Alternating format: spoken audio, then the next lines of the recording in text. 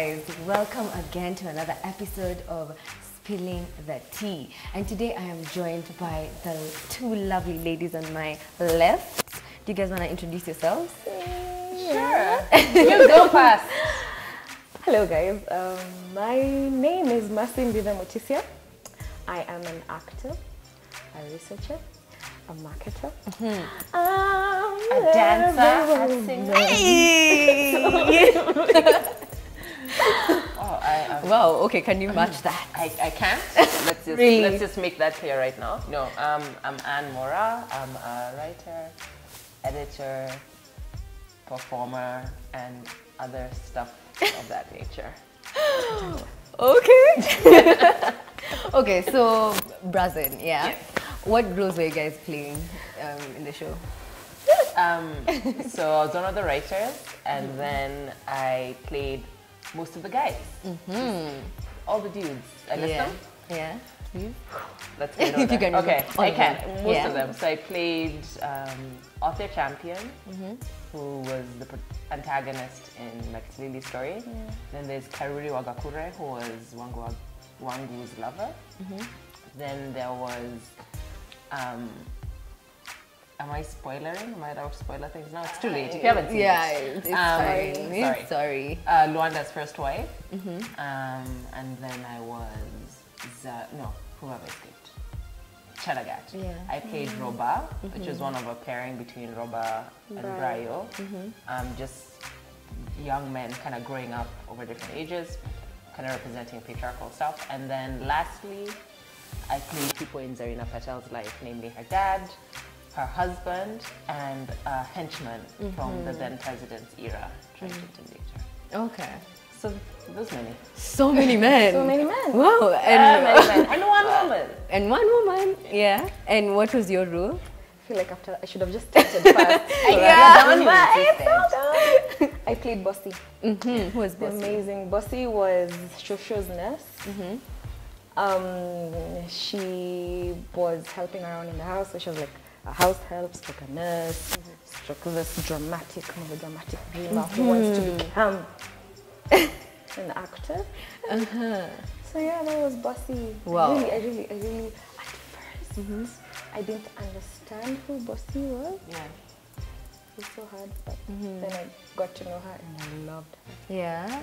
Okay, so just because you started that, Yeah. now maybe we can talk about like your process from, especially if you who was playing different men, how are you able to remove yourself and all your femininity and become these men? So first of all, a lot of points go to Wanjiko, who's the director. Wanjiko!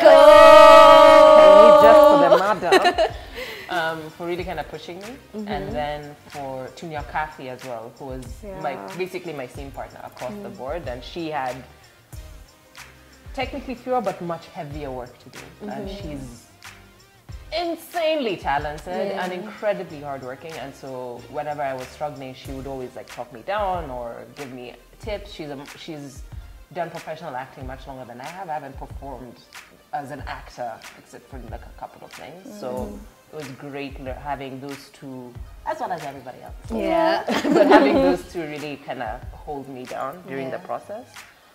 So how I got into character. With all of them, when we were writing the script and when I did the audition, because even as writers we had to audition, I was like, I really want to play the guys because there was something I knew I could say through them. So that was really exciting. There was a couple of them that I struggled with a lot, because Brayo particularly, that was very, very difficult for me, because with every one of the other men and with the first wife, I really understood the motivations behind their action.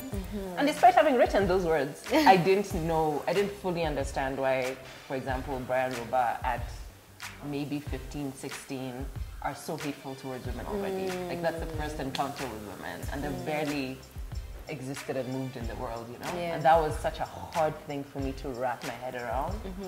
And then to stay in that negative space, because those two in particular were relatively hateful characters, and they're designed that way, but like that's and they were hateful not because they're hateful people, but because they were showcasing a really hateful side of our society. Yeah. So of course I had to find a way to embody that, but that was really difficult. Yeah. In terms of on the day for the stage, what really helped a lot was costume. The costume team,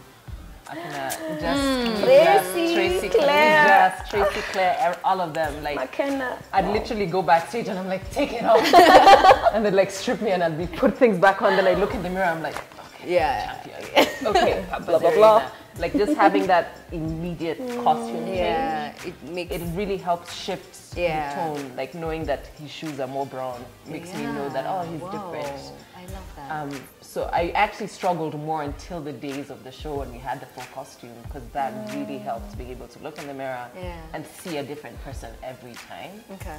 That was incredible. That was really beautiful.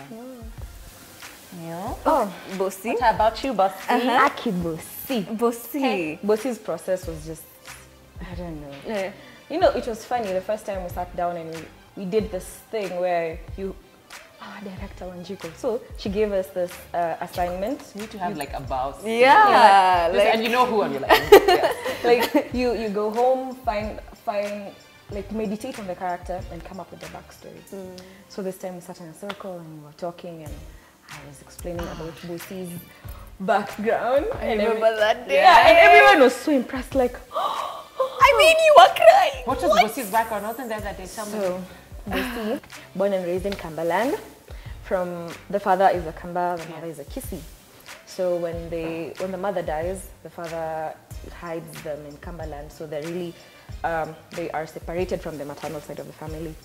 The mother was a doula when the mother died. So the mother was a doula. So that is why Bossy went into medicine, because she thought she would learn how to help. Wow. You're the writer and you're just I like, didn't know that. I had no clue. give birth, but then she realizes medicine is not like doulaism, like being a doula, because being a doula is a bit more spiritual. Yeah. Talk about that. Now that you've mentioned that you were, that's why you became a nurse and went into medicine and everything. How was it taking care of Shushu? Yeah. So Shushu became a mother. We'll see. If you could see like there was a disconnect. In fact, the first few minutes I asked a few of my friends who came to watch, they were like, so are you her granddaughter, her daughter? Because of that bond, she became so attached to Shosho, she forgot she was taking care of her as a nurse. Yeah. So when she breaks finally and she's like, Shosho, we need to have light. And she's really, really mad. She's not trying to become this tough nurses in hospitals, but it's already like too late for her. Did you guys see any part of yourselves in the characters that you were playing? Especially for you. I mean, yours would be very, Wow, actually did. Wow, okay. I think there's,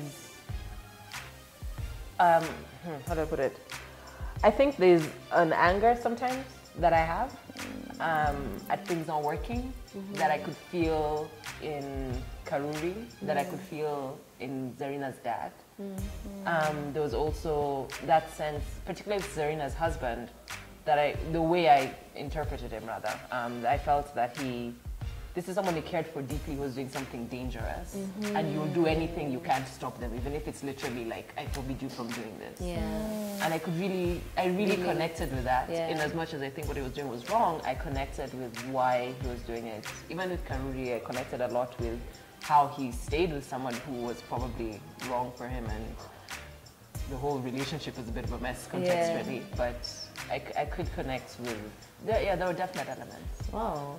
Okay, Bossy?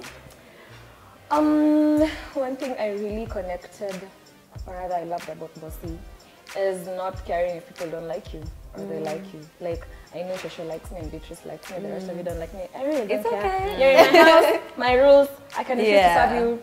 I really liked that it didn't really hold her down, that probably Shiro didn't like her at first, or Akinyi didn't, not Akinyi. Lillian didn't like her at first.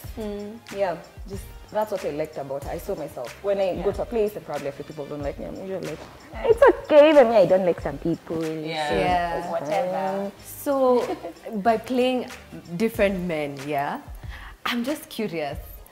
Are you able to understand men better now in your personal life? Like, do you understand why people cut calls? Are you like, okay, I get it? No, not even remotely. Because for me, it probably made it harder for me to understand it, because now I'm like, why are you being stupid? That's bad. Like, I can't process it.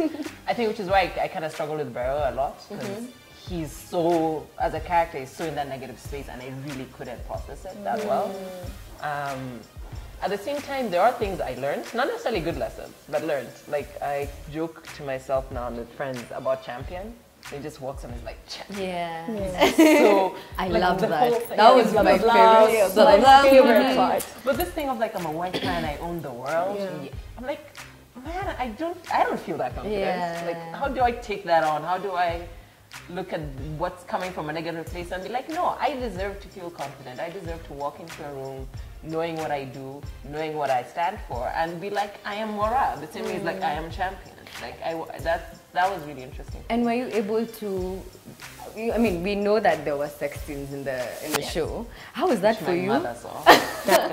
And I'm like, props to you. And also, can I just say how my mother literally was like, I could see you are holding back. I'm like, I don't know what this means. Wow, your mother. I think that was her way of basically saying she knew that I was uncomfortable. Like, because it was a sex scene, so she knew I was uncomfortable, and so it was her way of quietly approving. How are you able to accept that and actually be able to pull it off on stage? Again, a lot of points to having your Kathy there. Because I feel like if I was doing it by myself, it'd be a bit harder. But having a scene partner who's so focused, like the moment she enters the stage, you can see her face has changed, her eyes have changed. It just makes me feel like I have to bring as much. So that was really useful. And then knowing that it wasn't something in isolation. It wasn't for waste. It was doing something that was really important. Okay. And so it became important. For that to land, it needed to do a good job. Like, yeah. Speaking about sexuality, I mean, we all know, if you watch the show, we know that Lillian and Shiro, Lillian and Shiro had a thing going on. How was that for Bossy? Bossy is freaky. Low-key freaky. Yeah. Tell me Bossy more. is low-key freaky. Really? So she noticed it. So by the time Naka goes like, Bossy's like, I know what's happening. Don't see me in my cascade and my sweater and you think I don't know what's happening. You don't know what's happening. Bossy would see things, and like she low-key approves them and she's like, I read about that, I watch that, I watch those things. But then you ask her and she's like, no, I don't know those things. Wow. Yeah. Okay. So interesting. That's a very interesting insight. So time is running out, and so we'll just have the last two questions. So the first one is, which character amongst all the characters that were in the show do you think would be most likely to? Which one do I want to ask you guys? To accept a plea of bargain for a crime they didn't commit? I think you. Me? Not you. No? Any of the characters. Oh man! No! I thought Not them. No, the characters. I am most likely to blame somebody else for a crime I committed. I'm not likely to But I thought you're my cuddle buddy. You're like nice. No, as a character, the character in the character. Okay. Who's likely to? Oh, that's a hard question. Okay, none of the engagement space people for me.